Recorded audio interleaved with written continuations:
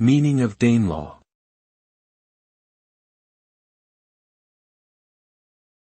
Danelaw.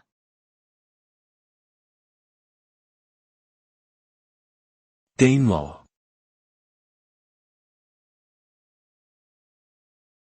Danelaw.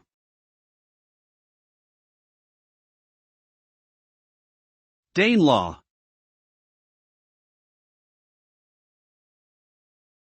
The Danelaw was a part of England where the laws and customs were heavily influenced by Danish Vikings during the late 9th and early 10th century.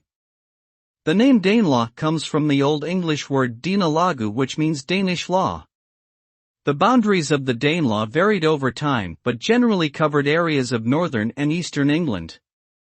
As a result, many Danish words became integrated into English and the area remained culturally distinct until the Norman conquest in 1066, when it was gradually assimilated into a more unified England.